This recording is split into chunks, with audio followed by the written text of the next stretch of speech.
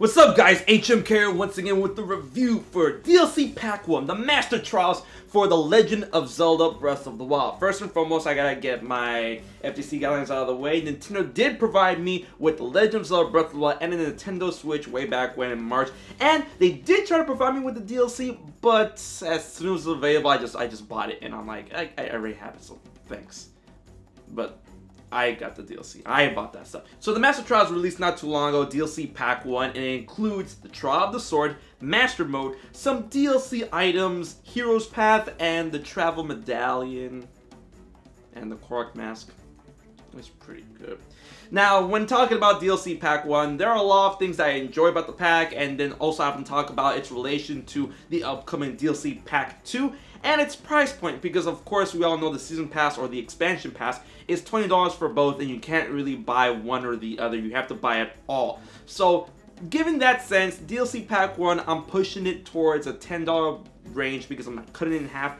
But Nintendo did say that DLC Pack 1 is just a taste of the entire expansion pass, so, you know, keeping that in mind. Master Mode is incredibly fun, it's very challenging, and it's different from the run-of-the-mill Heroes Mode or the Master Quest from the Legend of Zelda Ocarina of Time. I can see why this is DLC and not some package directly with the game. Breath of the Wild, in my opinion, was very challenging on its own, but this is a definite beast to undertake. Not only did they up every enemy level by 1, so you won't be seeing any red enemies, they add the gold enemy tier, which is after silver, and those things are pretty hard to defeat. You're going to be breaking weapons a lot, so I do advise tackling the Trial of the Sword in Master Mode if you can, because I'll get to that in a second. Also, they did change some enemy attack patterns and they added balloon rafts all over Hyrule, which is very appreciated, and if you can get on these rafts and steal the treasure inside, then you're in for a very good time. But overall, it's a great way to relive the adventure of Breath of the Wild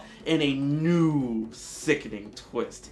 If you're glutton for punishment, you're gonna really like this one. I enjoy Master Mode a lot. Next up is the Trial of the Sword, which is a 45-foot gauntlet-style Cave of Ordeals, Cave of Shadows type deal, where if you clear all the floors, you get to have a truly always awakened Master Sword. But unnoticed to me, it was split into 3 tiers, which is the beginning trials, the middle trials, and the end trials. And when you clear each one, then the Master Sword kind of levels up from 30 to 40 to 50 to 60 being the true awakened mode. This does add a little bit of lore to the game, which is definitely appreciated because they really didn't have to, and that's something I really liked. The Trial of Sword will definitely test you because it strips you of everything you have, but a good hint in order to overcome each area of the trials, know that food effects will carry over to Link when he goes inside the Trial of the Sword. So make sure you have all your hearts and defense boost or attack boost or speed boost or whatever, and make sure you know how to handle your weapons and how to handle your food items. Master Mode and Trial of the Sword really makes you think very strategically on how to access or tackle new situations that wasn't present in the original game. But at the same time, deep down, they're both pretty trivial. Now let's talk about the other things in the DLC, including the DLC items. It includes the Tingle set, the Phantom set, Majora's Mask, the Twilight Helmet, or the Fused Shadow, if you want to call it, Midna's Helmet, whatever. The Korok Mask and the Travel Medallion. Now the Korok Mask and the Travel Medallion are godsends. They really did help me out in this game, looking for those Korok Seeds, and then those really annoying parts in the game when you want to warp to a certain place, but you gotta go back and you gotta warp to a certain place and you gotta walk to that place. There's a lot of warp points, I get that in Breath of the Wild, but Breath of the Wild, the map is freaking huge.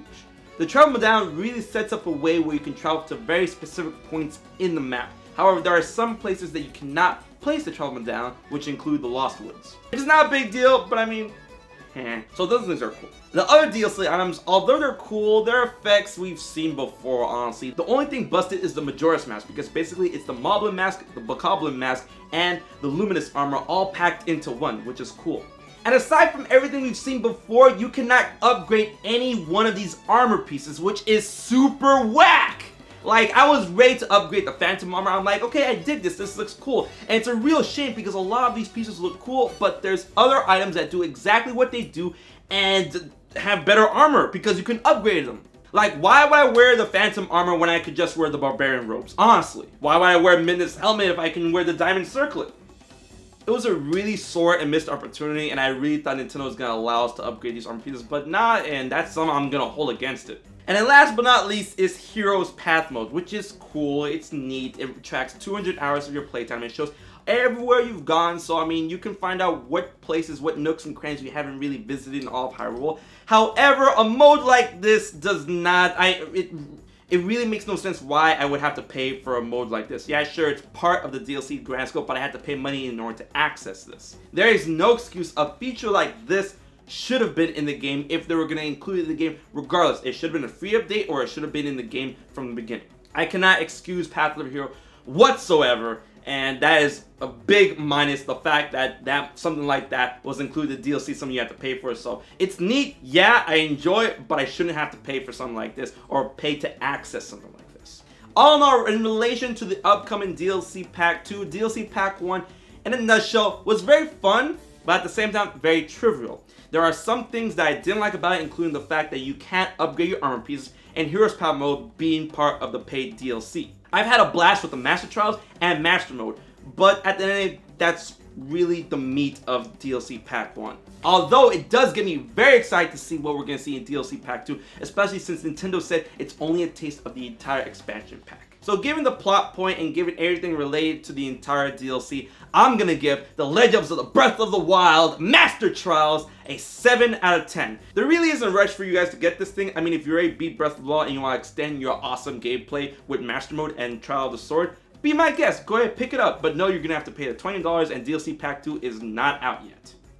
I like it and you guys are going to enjoy it too, but it's up to you guys if you want to shell out the extra 20 bucks for half of something that is really trivial when you go down to it. So guys, did you get the DLC? How are you enjoying Trial of the Sword and Master Mode? Leave your thoughts in the comment section below. And until the next Zelda video, I've been HMK and I'll check you guys later.